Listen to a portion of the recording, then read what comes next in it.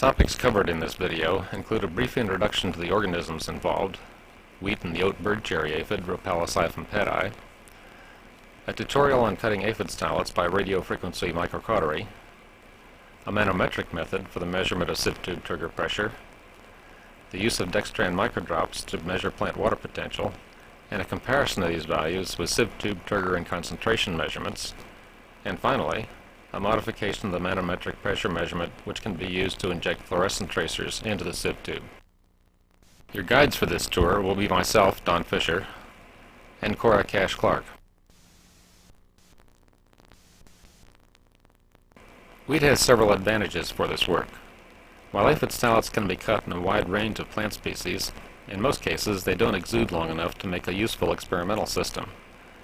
In contrast, stylets cut on wheat often exude for several days or longer.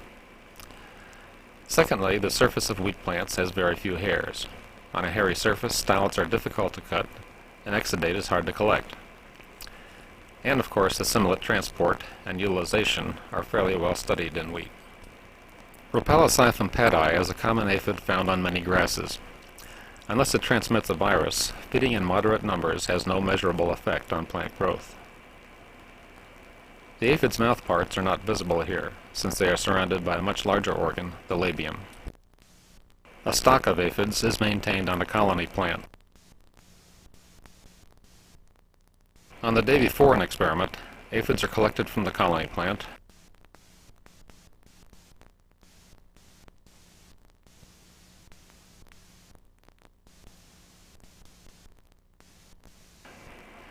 transferred to a cage,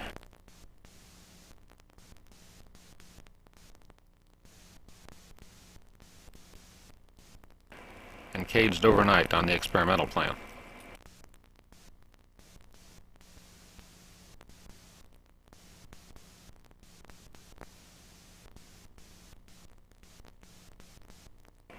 Aphids feed by inserting the tips of their mouthparts into a sieve tube. In cross-section, the stylet bundle consists of two pairs of mouthparts. The food canal runs between the inner interlocking pair of maxillary stylets.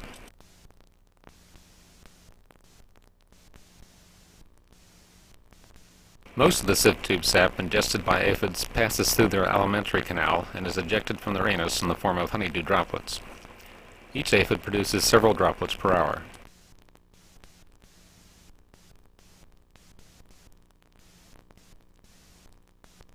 Amino acids are effectively absorbed from the sieve tube sap, leaving the sugars behind. The sugars are considerably modified by aphid osmoregulation, achieved by making increasingly higher molecular weight oligosaccharides as the sieve tube sap concentration increases. A number of viruses and proteins have been shown to pass through aphids without degradation. This bears further examination, since honeydew is far easier and more reliable to collect than is stylet exudate.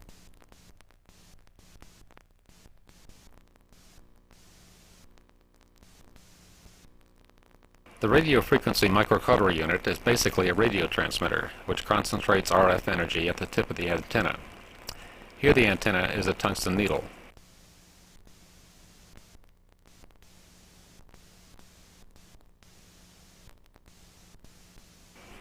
On depressing a foot switch, the radio transmits for several milliseconds, causing a localized burn.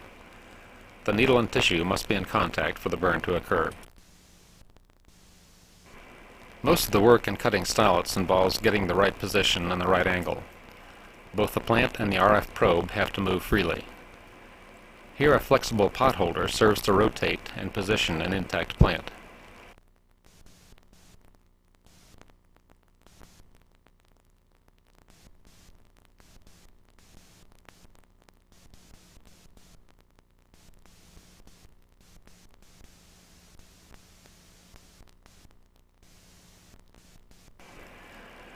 The micromanipulator tilts to change the needle angle.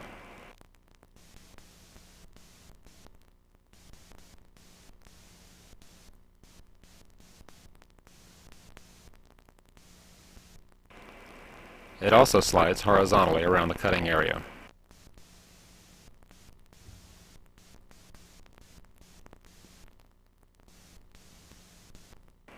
The aphids have to be oriented too. Cutting their stylets requires firm contact between the front of the labium and the RF needle.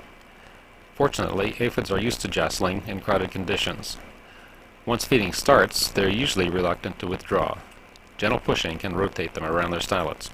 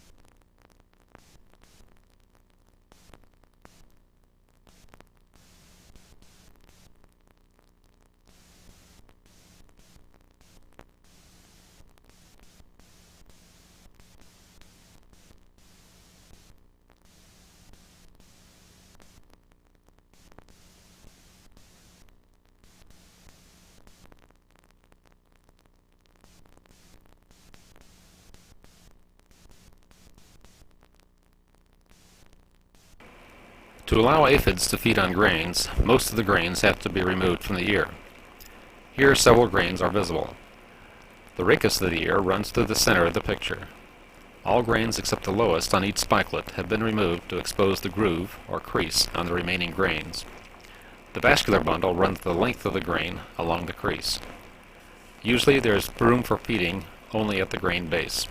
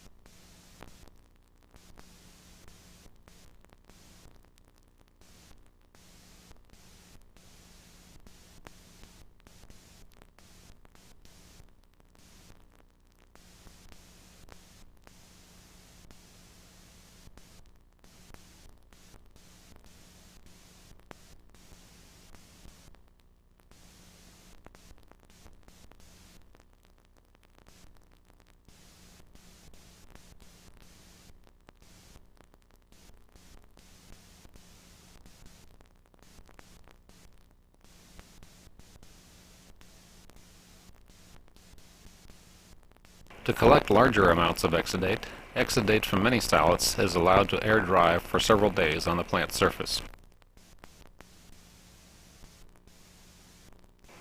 For concentration measurements, exudate must be collected under oil to prevent evaporation.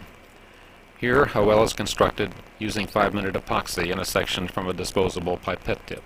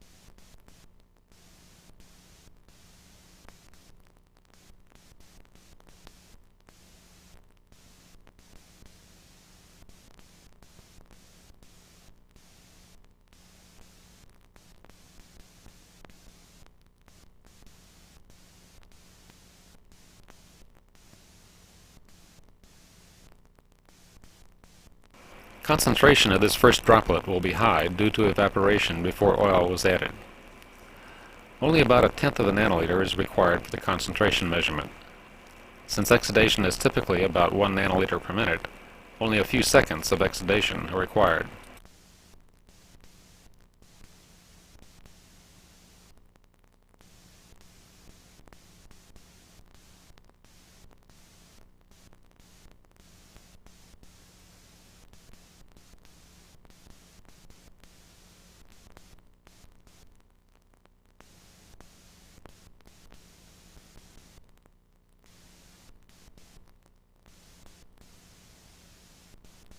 Osmotic concentrations are measured by freezing point depression. Accuracy is about plus or minus 0.2 of a bar.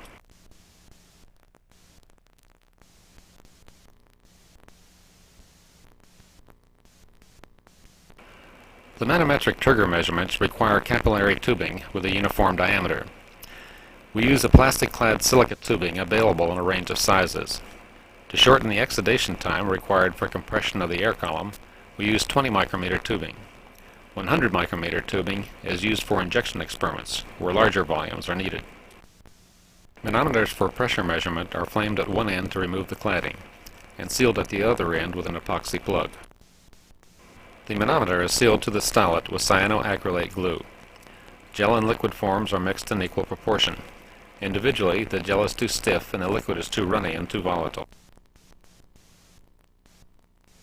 The accelerator is designed for use as a spray and consists of an aromatic amine and freon. Instead of a spray, we moisten a cotton wick with accelerator solution and blow the vapor over the glue surface. So you can understand the sealing procedures for our pressure measurements. I'll preview the steps that are involved. Here we have the surface of the plant and an exuding aphid stylet on it.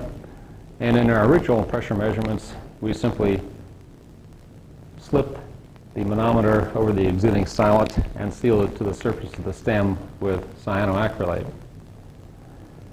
The problem with this arrangement is that, particularly the high pressures that we find in wheat plants and also with the heavy cuticle on the surface of the wheat plant, exudate can be forced underneath the manometer and underneath the cyanoacrylate and pop the manometer off the surface of the plant.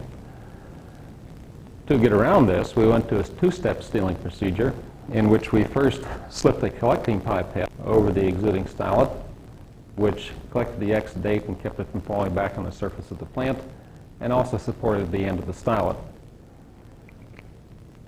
We sealed cyanoacrylate around the base of the stylet, and then we removed the collecting pipette and slipped the manometer over the exuding stylet as before and sealed it now, instead of to the surface of the plant, to the surface of the cyanoacrylate. This is a much stronger seal than the original seal to the surface of the plant. To mount the manometer on the micromanipulator, it is slipped through a glass support tube and secured lightly by foam rubber. The collecting pipette is stuck on with blue tack.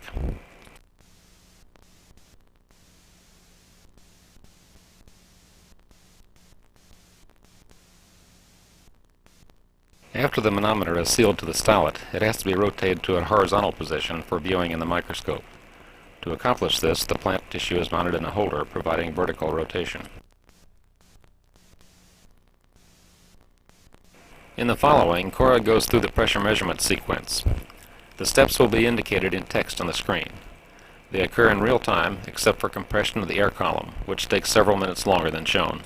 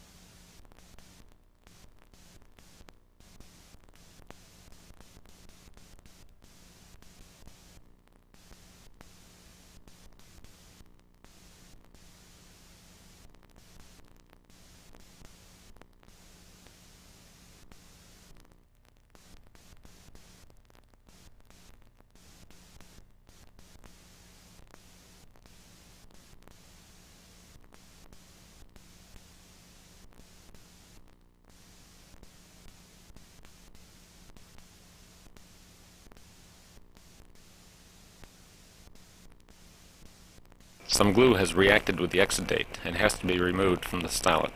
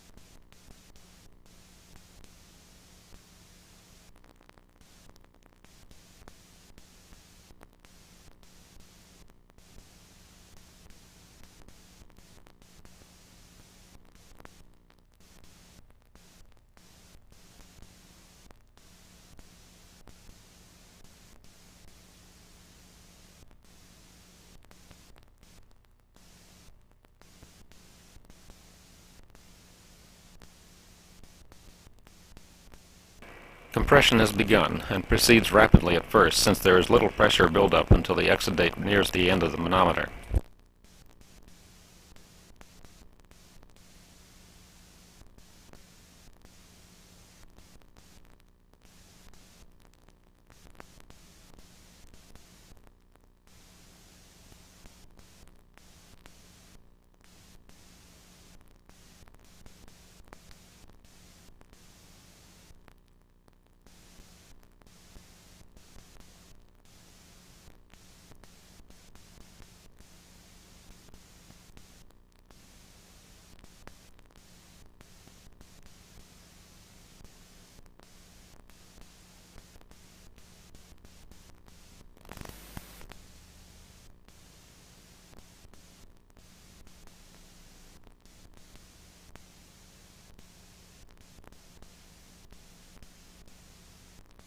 As the end of the manometer comes into view, exudate flow is slowed noticeably.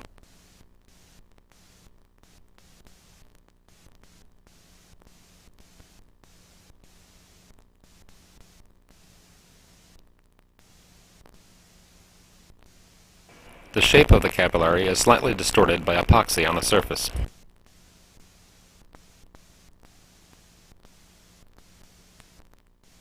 The exudate is just barely in view at the bottom of the screen.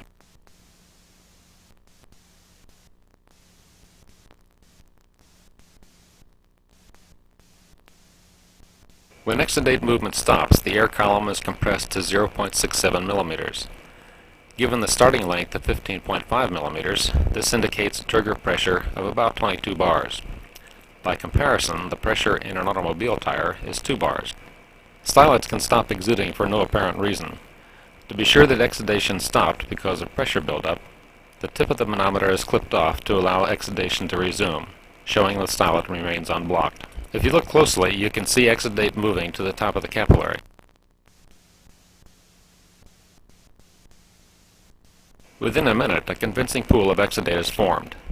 At this point, the exudate concentration can be measured by breaking the manometer from the plant and expelling the contents into mineral oil. Given the pressure and osmotic concentration, sieve tube water potential can be calculated and compared to measure values of plant water potential.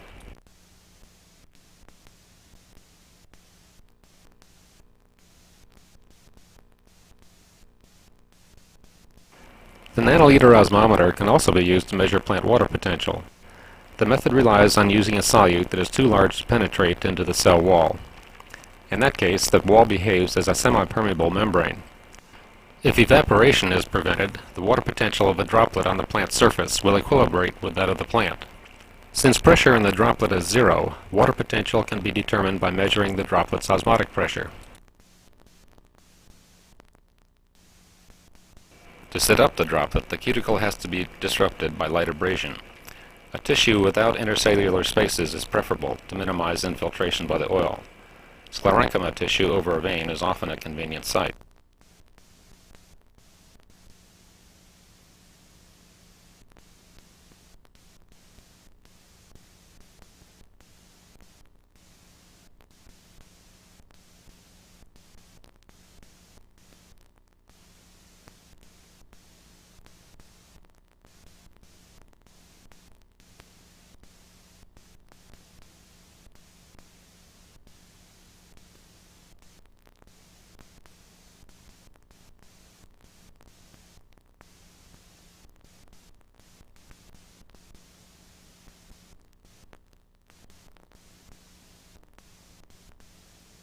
An hour later, the droplet should be close to equilibrium.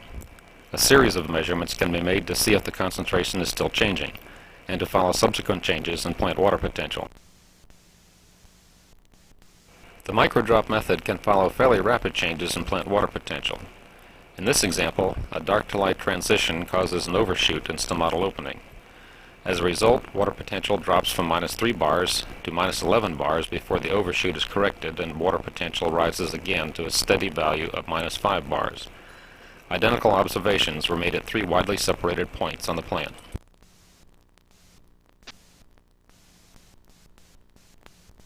The accuracy of the individual pressure, concentration, and water potential measurements can be verified by comparing measured values of water potential to those calculated from trigger and concentration measurements. As this graph shows, the values are in good correspondence over plant water potentials ranging from 0 to -40 bars.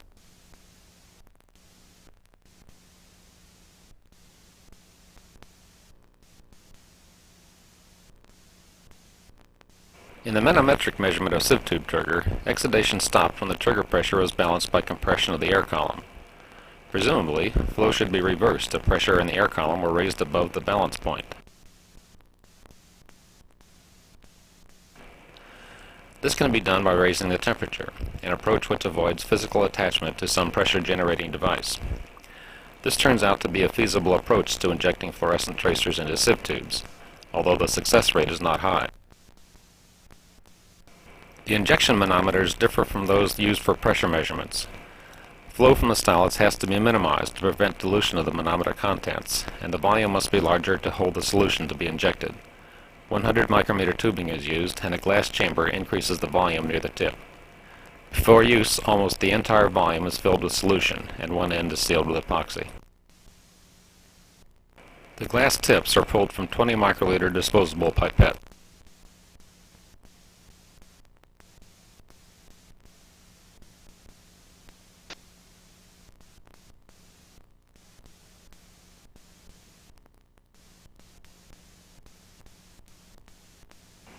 The ends of the tips are broken off after scoring with a diamond knife, leaving a flat surface.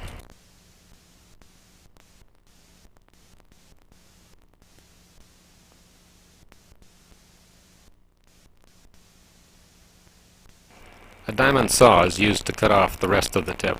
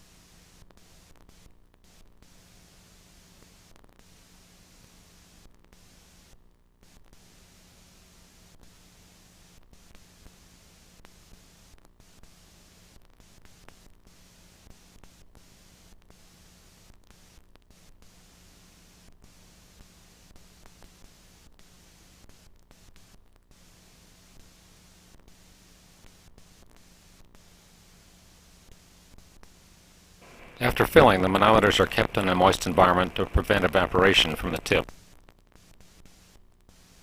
The sealing procedure is identical to that used for pressure measurement.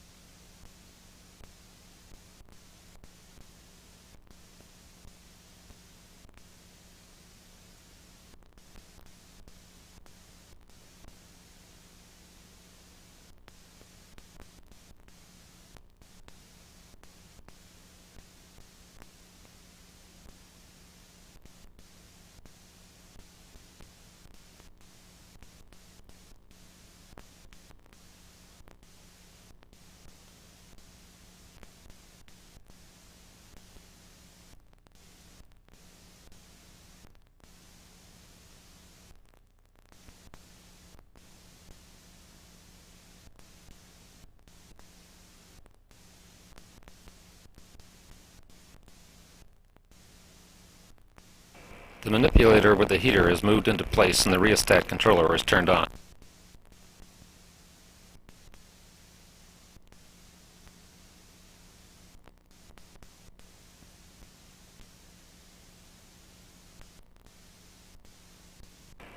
The heater consists of a glass tube surrounded by resistors and insulation.